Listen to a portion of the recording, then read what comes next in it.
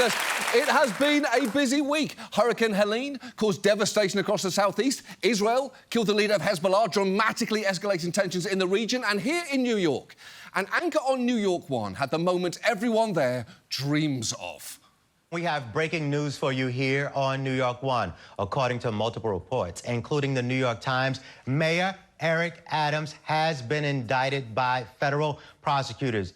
I love that delivery. He finally got his big breaking news moment and he was justifiably savouring it. If I keep talking like this, I can make this moment last forever. Sorry, Jamie with the weather. This is my fucking time. But it is true, Eric Adams was indicted this week for, among other things, allegedly taking bribes for political favours. He's accused of receiving more than $100,000 in luxury travel benefits, including free international flights and opulent hotel rooms. And not just that, he's also accused of knowingly accepting illegal campaign contributions from foreign donors, some of which, by the way, helped to qualify for more than $10 million in matching public campaign funds. The indictment focuses primarily on gifts and donations from Turkey, which is interesting enough, but honestly, every detail in it is incredible. According to the indictment, when the mayor's staff member once asked a Turkish Airlines official where Adams could stay while visiting Turkey, the official replied, 4 seasons. It's too expensive, the staffer responded. What does he care, said the official. He's not going to pay. His name will not be on anything either. The mayor's staffer replied, super. Wow. First, maybe don't assure someone nothing will be in writing. You can find more helpful tips like that in my book, Flagrant Corruption for Literal Dummies. But I love the airline official getting a little bit sassy with the why does he care there. Bitch, it's a bribe. There's not going to be a receipt. Relax. Adams allegedly got so used to getting preferential treatment on Turkish Airlines that he flew on it even when doing so was otherwise inconvenient. During one flight from New York to France, he somehow ended up in Turkey. And when his partner asked why, he said, transferring here, you know first stop is always Istanbul. Which is stupid, but also a pretty good tourism slogan for Istanbul. I'd say Eric Adams gave that to them for free, but they clearly very much paid him for it. Adams also apparently once asked whether Turkish Airlines could fly him to Easter Island, forcing the airline to confirm that they did not have routes between New York and Chile because of, you know, how a globe works. And he did seem to know what he was doing was shady, given an aide once reminded him to please delete all text messages you send me, to which Adams responded, always do. And that was clearly a foolproof plan, given that I'm reading those texts to you right now. And look, if you happen to be unfamiliar with Eric Adams, first, I wish I lived inside your mind. But you should know he's an ex-cop, long-time resident of New Jersey, and arguably the weirdest mayor in this city's history. And we're no stranger to weird mayors. In recent years, we've had Goober Slenderman, billionaire lawn gnome, and a man who was disbarred in D.C. this week for his efforts to overturn a presidential election. But Eric Adams takes the cake. And while there is no single clip that can truly capture his chaotic essence, if I had to pick one, it'd be this moment from last December, which starts with the softest of softball questions and goes somewhere I guarantee you're not expecting. So when you look at the totality of the year, if you had to describe it, and it's tough to do, in one word, what would that word be, and tell me why? New York. This is a place where every day you wake up, you could experience everything from a plane crashing into our trade center to a person who's celebrating a new business that's open. Look, he is sadly unspeakably funny. His 2 answers for what makes New York special, which was, and I cannot stress this enough, not the question he was asked, were 1, 9/11, the terrorist attack, and 2, a person who's celebrating a new business that's open, a thing that could happen in literally any city at any moment. What the fuck is he talking about? It feels like his brain is just a version of ChatGPT that was trained on Citibank ads and Osama bin Laden's vision board. Even Giuliani is like, I don't know if I'd have shoehorned 9/11 in there.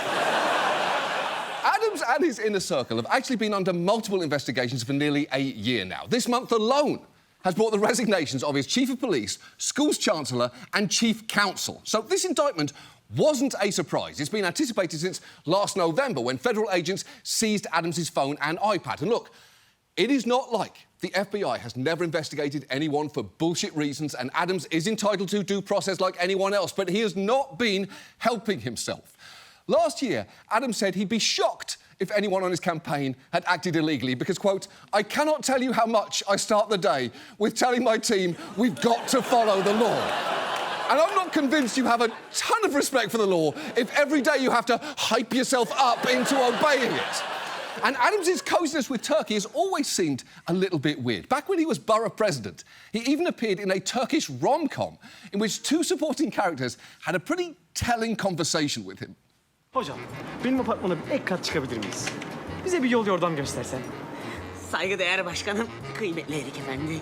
Alt sokağa bir dönerci dükkanı açalım dedik, kıçınıza kaçmaya yılan kalmadı. Sizden ruhsatını rica edebilir miyim? You guys are from Turkey. Brooklyn loves Turkey. Brooklyn is the Istanbul of America. We love your food, we love your music, but I don't understand Turkish. We can take a selfie, though.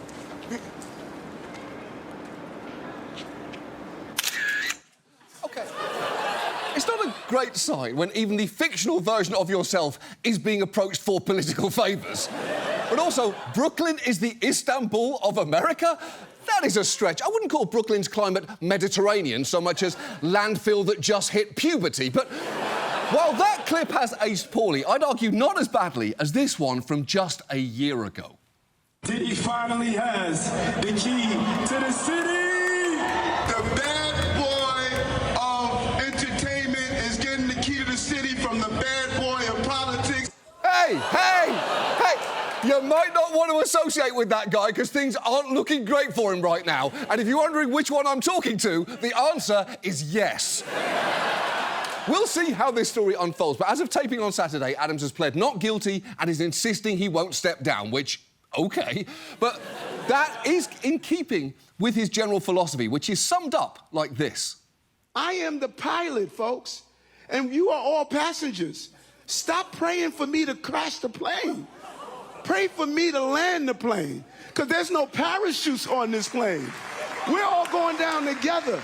Look, obviously, prayer doesn't land planes. Competence does. Even in your analogy, you sound like a bad pilot, the bad boy of air travel, if you will. But while all of this is very funny, it's worth remembering Adams has done real damage to this city. He's been a terrible mayor. Even before his indictment, he proposed slashing funding for libraries and preschools, blocked a law banning solitary confinement, and appointed a rat czar who was unforgivably not a rat in a top hat. So despite what Adams claims, the answer is not to pray for him to succeed, it's to insist that he leaves. Because New York deserves better, and I, for one, cannot wait for the day when we finally get to hear the most electrifying news broadcaster in the city tell us Mayor Eric Adams has resigned. And now, this. And now, a little more of Eric Adams's favorite metaphor. I'm the pilot, and all of you are passengers. You better pray this plane lands. Stop praying that it crashes. I'm the pilot. Anyone that's wishing for the pilot to fail, they better realize they're on this plane. I'm the pilot, co-pilot is the speaker, and I say this over and over again. I don't know how many times I can say this. We're gonna land this plane. There are people who wake up every day and say, how do I get the pilot of this plane to crash? These guys are on the plane. I am the pilot of this plane called New York City, and we're all passengers. If I fail, the plane goes down, and there are no parachutes on this plane. As I say over and over again, Adams and Adams united, we landed the plane. And we got into the plane throughout all the turbulence. Many of you who are on board with us thought this turbulence mean the plane was going to sink. No.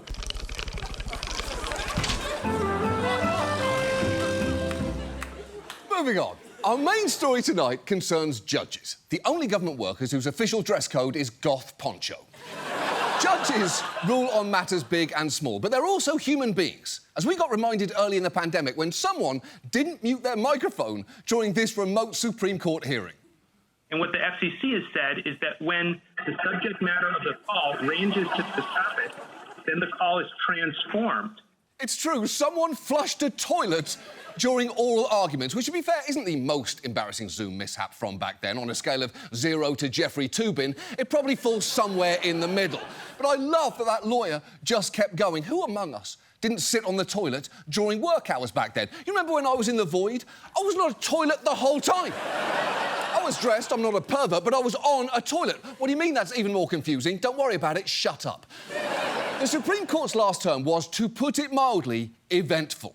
They issued rulings on everything from gun rights to social media censorship to gerrymandering, and also kind of made the president a king, holding 6-3 in Trump versus the US, that presidents are completely immune from prosecution for things they did through core constitutional powers of the presidency, adding they're at least presumed to be immune and potentially are always immune for all official acts of their presidency, but leaving it open to interpretation as to what constitutes a core power and an official act, which is not ideal, because there are pretty obvious reasons why you'd want to be more precise there, as Sonia Sotomayor tried pointing out to Trump's lawyer.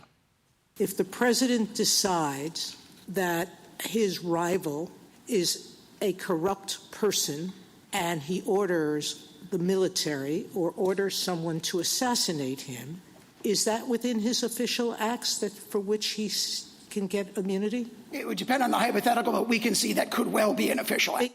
Holy shit! That is Trump's attorney arguing the president could be shielded from prosecution for assassinating a political rival. That is terrifying. Honestly, this is the oral argument that should have featured bathroom noises, as it seems they just flushed the rule of law down the fucking toilet. But extremity seems to be the standard now for this court, which has been aggressive in applying hardline conservative views to reverse established law. In 2022, they overturned Roe v. Wade. Last year, their decision on affirmative action reversed 45 years of legal precedent. And this June, they discarded the Chevron doctrine, which, as we'll get into later, is a critical 4-decade-old precedent concerning how regulatory agencies work. And all this fulfilled a promise that Trump repeatedly made on the campaign trail 8 years ago to try and get hesitant conservatives to support him. We have to win, and one of the biggest reasons we have to do this for United States Supreme Court justices. You got to go for Trump. Supreme Court justices. And remember, justices of the Supreme Court. Remember that. Supreme Court justices. That's all. That's all you have to think. That turned out to be a pretty successful argument. If Trump had promised to throw paper towels at hurricane victims, or molest a flag, or decorate the White House for Christmas like it's an A24 horror movie, it might have been a less compelling message, though, to be fair, no less true.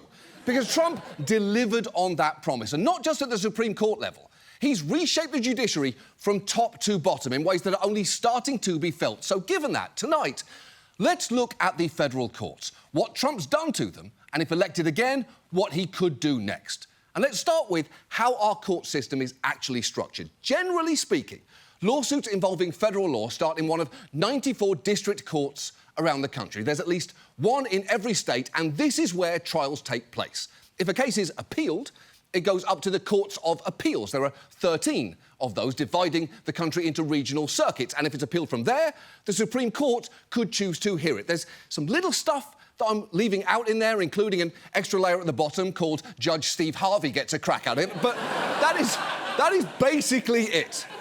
The Supreme Court hears around 100 cases a year, but the circuit courts beneath it handle around 40,000, with the district courts below them handling over 300,000 cases. So the decisions of those lower courts are in most cases final. And Trump was able to reshape a lot of them. There are around 900 active federal judges in total, and as president, he appointed 234 of them, rivaling the numbers of presidents who held office for twice as long as he did. And irritatingly, he tends to frame this as a stroke of tremendous luck. You know, when I got in, we had over 100 federal judges that weren't appointed. Now, I don't know why Obama left that. It was like a big, beautiful present to all of us. Yeah, but was it, though? Because the actual reason he got that big, beautiful president was because Senate Republicans, led by Mitch McConnell, stonewalled Obama's judicial nominees for years. Those vacancies weren't gifted so much as stolen, which is clearly different. Oprah's car giveaway wouldn't have seemed nearly as fun if she'd spent the previous night carjacking everyone in Chicago. And McConnell himself has admitted that once he had a president to his liking, filling court seats was his top priority. If I have a choice between taking up a particular bill or taking up a circuit court judge, I take up a circuit court judge because I think it makes the longest lasting contribution to making this the kind of country it ought to be. He's not lying there. During the Trump years, you couldn't whisper the words court vacancy anywhere in Congress without McConnell excitedly bursting through the wall like the fucking Kool-Aid man.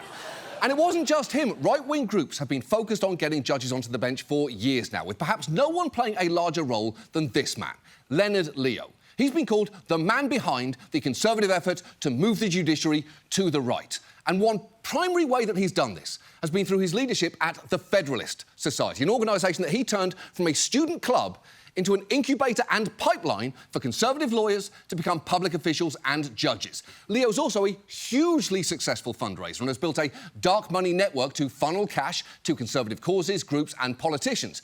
And he's used a number of tactics over the years to conceal the movement of that money. In terms of where it ends up, he's recently been using what are called donor-advised funds, which make it practically impossible to trace where the money goes. And in terms of where it comes from, which does feel important, many entities he's been linked to haven't been required to disclose their donors. And as you'll see here, when asked about that, he can get cagey fast. Could you describe to us what the purpose of the BH fund is?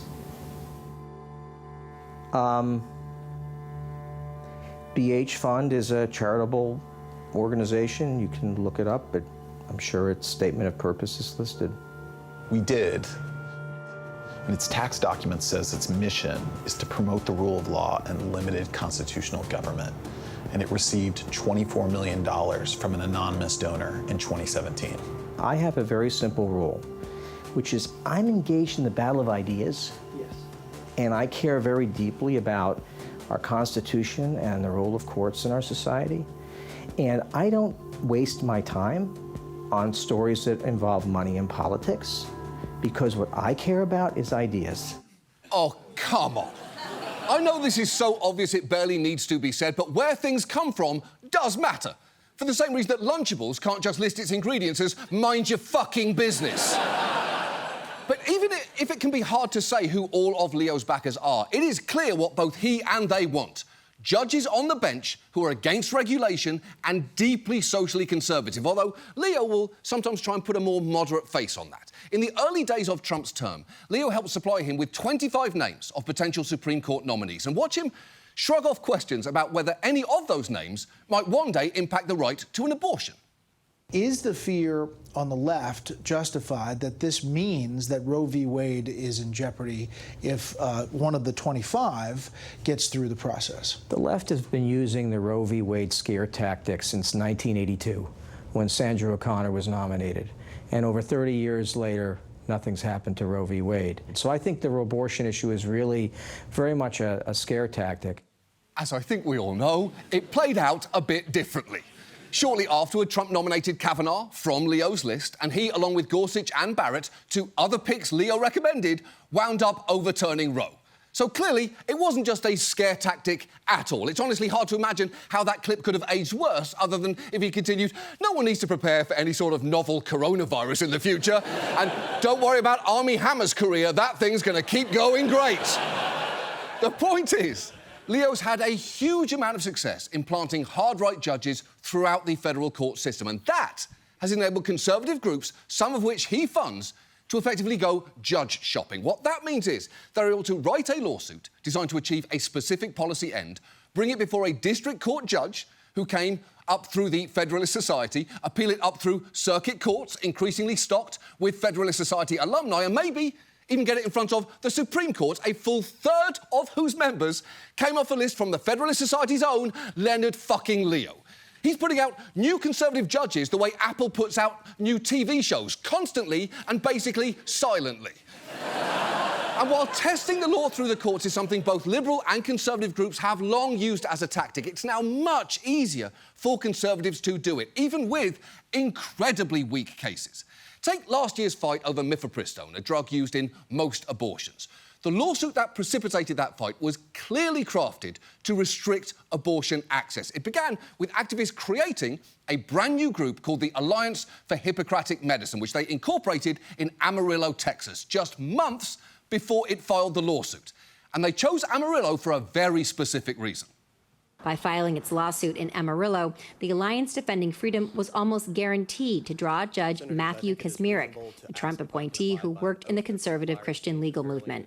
Exactly. By filing in Amarillo, they knew their case was likely to get assigned to Kacsmaryk, seen here shortly after asking his barber for the wet marine. That is the reason they and so many conservative groups are going to Amarillo. It's not for the historic tour of Route 66 or the canyon horseback ride or even the huge pair of legs, which are apparently number 30 on TripAdvisor's list of things to do in Amarillo, even though I've never seen a more obvious number 1 in my entire life. They have absolutely glowing reviews, such as, it's a huge pair of legs standing in a pasture next to the road. What a unique statue, tall legs out in a field. And I figured while here, why not go find them? They're interesting and big. And amen to that, brother, they sure are. Kacsmaryk is incredibly conservative. He said being transgender is a delusion, has argued against contraception and same-sex marriage, and criticised the legal foundations of Roe v. Wade. So he was always likely to be incredibly sympathetic to the plaintiffs in the mifepristone case, which was lucky for them because their arguments were laughably weak. Basically, some of the plaintiffs were pro-life doctors who argued the FDA's approval of mifepristone, which has been used safely for over 20 years, should be withdrawn, in part because it could harm the doctors themselves. They argued that treating patients who'd suffered adverse health effects from the drug, which again rarely happens, could cause them hardship and subject them to enormous stress and pressure. Though a few things about that. First, none of those doctors were required to prescribe the drugs or regularly treat abortion patients. They couldn't identify a single case where any of them had been forced to provide such care, and there's already a federal law that protects them from having to do so. Basically, their argument did not have a leg to stand on, which is a little ironic, considering Amarillo has 2 of them that are just fucking hanging around for some reason.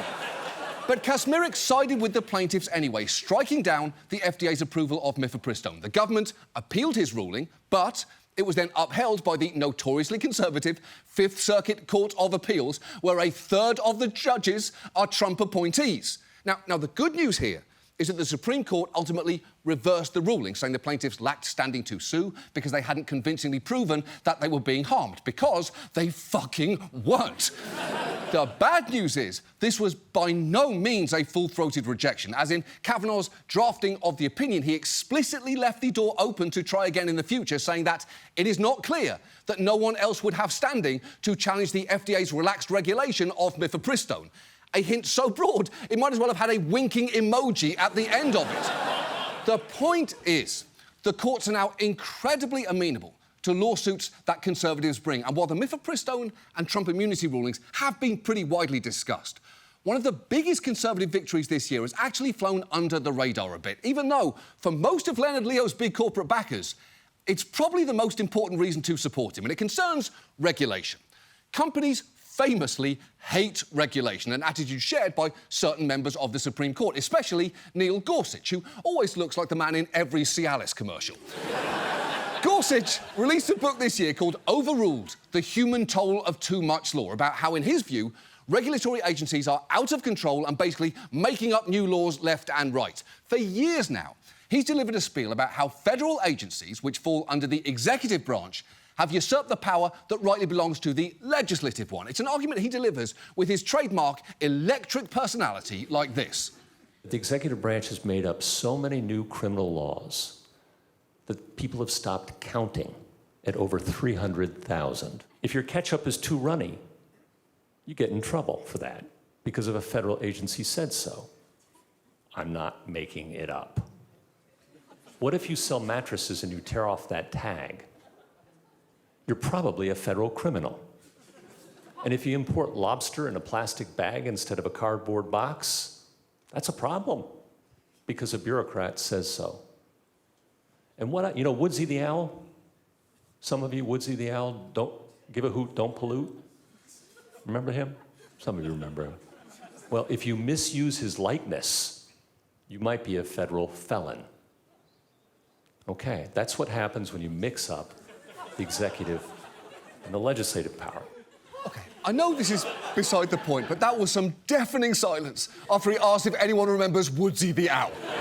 Which does make sense. He's not exactly a top-tier owl anymore. Your current A-listers are probably Owl from Winnie the Pooh, Hedwig from Harry Potter, the Duolingo mascot, and, of course, this soggy little guy who went viral for looking like he's going through his third divorce. But while I'm sure Gorsuch worked hard to cherry-pick those regulations to dunk on, he's actually mischaracterising a lot of those rules in ways that feel pretty revealing. For instance, a few of the things he just cited as evidence of an out-of-control executive branch there actually came from the legislative one. The Woodsy the Owl thing was this law passed by Congress. As for his example about lobsters, that's him shorthanding a case involving the Lacey Act, which was, as its name might suggest, also an act of Congress.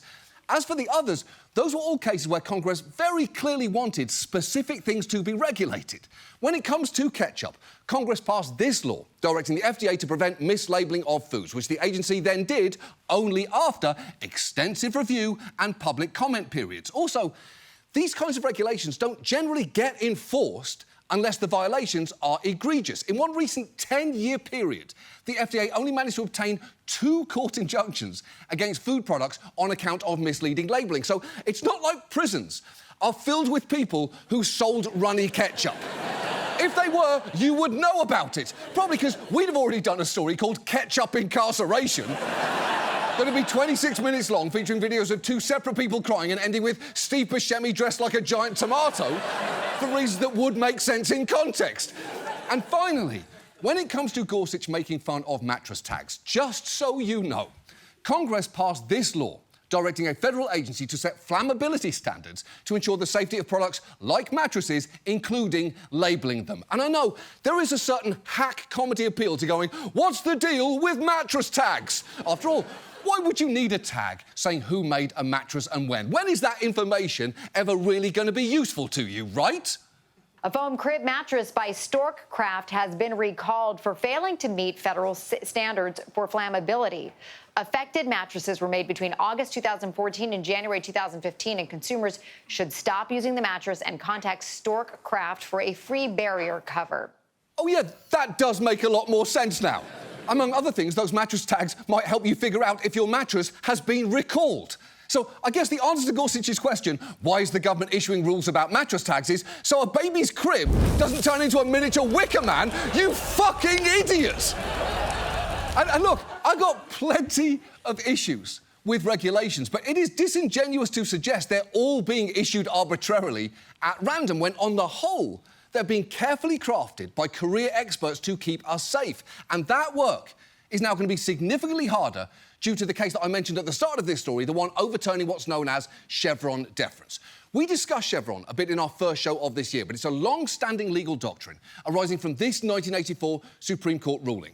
Very basically, Chevron said that when there is a lawsuit over regulation, judges should give a lot of leeway to agencies. So let's say Congress writes a law saying, I want mercury out of drinking water. Under Chevron, the EPA would decide how to do exactly that, and then their decisions would be hard to overturn. Chevron is one of the most cited precedents in American law. It's mentioned in more than 18,000 federal court decisions and was the deciding factor in approximately 70 Supreme Court decisions. It's essentially one of the foundations current American law has been built on. Getting rid of Chevron isn't just removing the bottom Jenga block, it's removing the entire table underneath it. And companies have, unsurprisingly, long wanted Chevron gone. And in June, they got their wish, thanks to a ruling in a couple of cases that were consolidated into one called Loper Bright versus Raimondo. And frustratingly, like the Mifepristone case, it's built on quite a bit of bullshit. On its face, it involves a group of fishermen trying to overturn a regulation requiring them to pay for federal monitors to prevent overfishing. They complained it could have made it impossible for them to make a living. And I say could have, because the regulation was not being enforced. And even if it had been, the fishermen didn't identify a single fishing trip for which they would have been required to pay for monitoring services under that rule. Nevertheless, the fishermen were represented by these 2 conservative groups, one of which, this one, is backed by entities linked to, you'll never guess it, Leonard fucking Leo. At this point, finding out Leonard Leo had a role in a major Conservative court case is like finding out a ventriloquist dummy has a hand up its arse. It's basically assumed. And I do think it's telling that some major industries suddenly seem very interested in the outcome of this obscure fishing case, with dozens writing amicus briefs, including the US Chamber of Commerce, the North American Meat Institute, and a trade organisation representing e-cigarette companies. And unless fish are vaping now, I don't really see why that group should be involved, although if they are, that is also cool as hell, because look at that. That is fucking sick. I don't mean to be pro-tobacco, but that's pure sex appeal right there.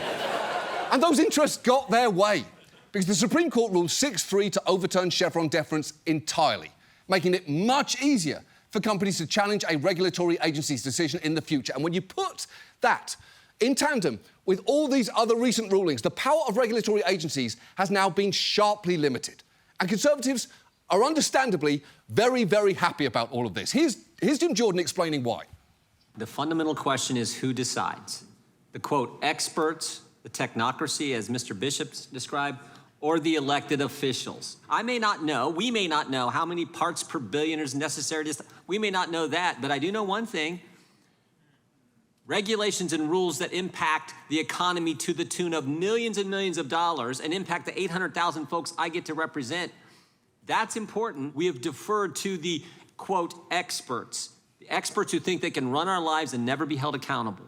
Look, I'll give him this. When Jim Jordan says, I may not know how many parts per billion is necessary, he is absolutely right. After all, he's a man who prides himself on not knowing things, whether it's science, technology, or indeed the alleged sexual abuse happening to college wrestlers on a team he coached. Jim Jordan has built a personal brand on not knowing what's going on. But there are a few problems with his reasoning there. First, Congress can't pass shit right now. But even if it was functional, you wouldn't necessarily want it writing technical rules on everything. Legislators can be good at many things: delivering speeches, raising campaign money, getting uncontrollably horny during Beetlejuice the musical, escaping to Mexico when their constituents need them the most. But they don't possess universal expertise in technology, medicine, or food safety. The point is, every part of a regulator's job is now going to be much harder.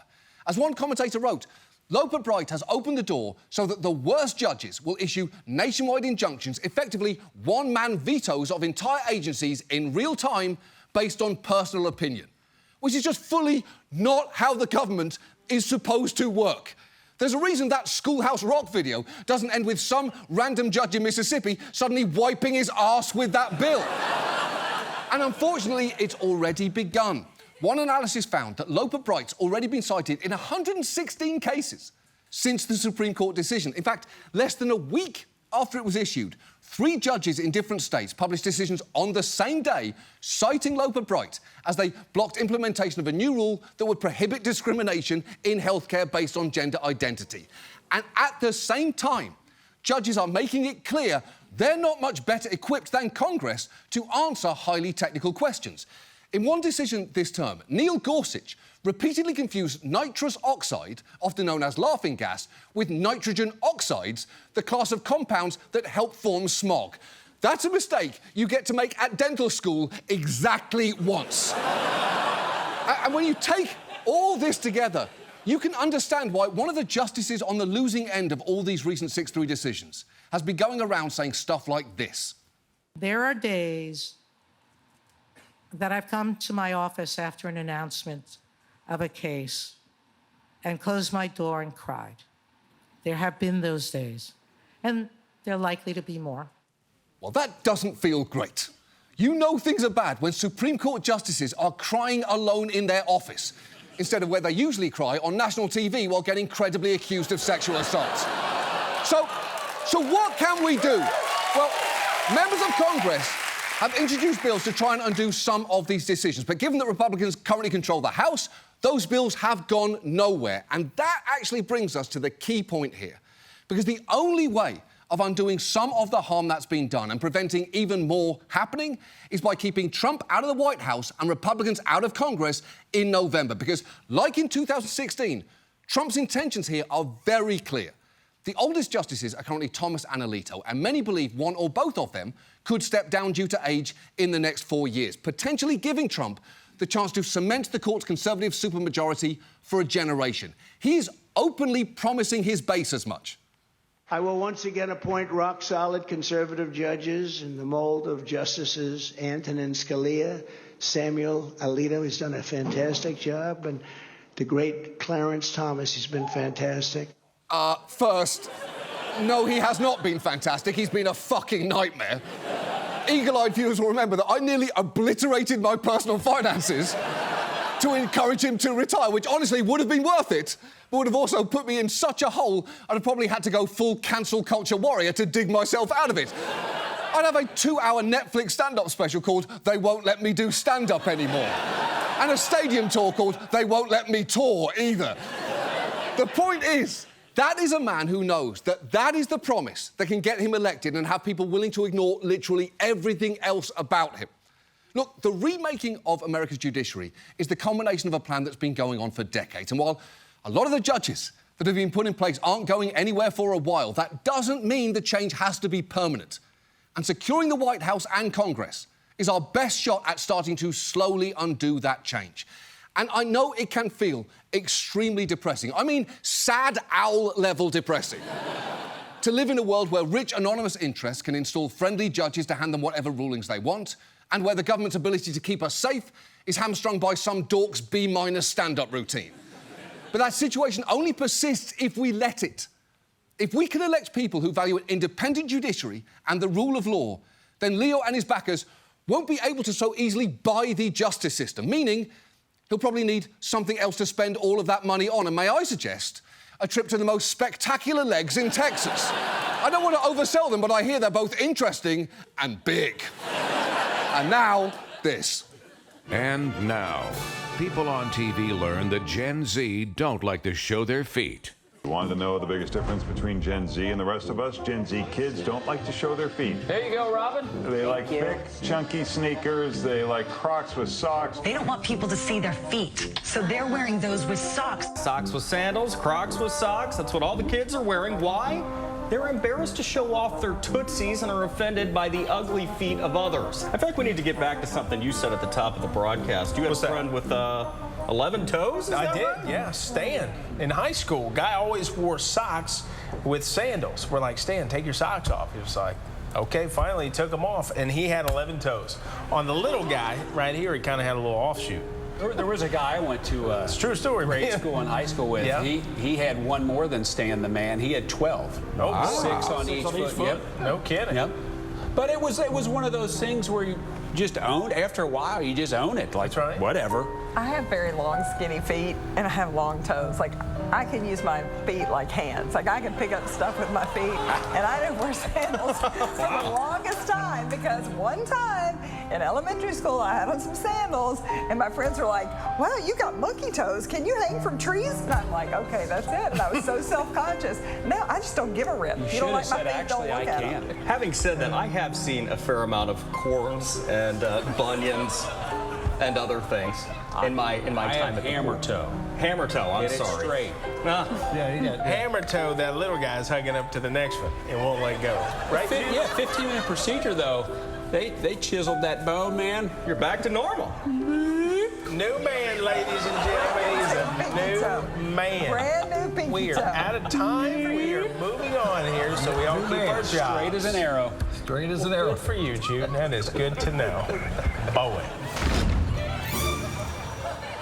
That's our show. Thanks so much for watching. We'll see you next week. Good night.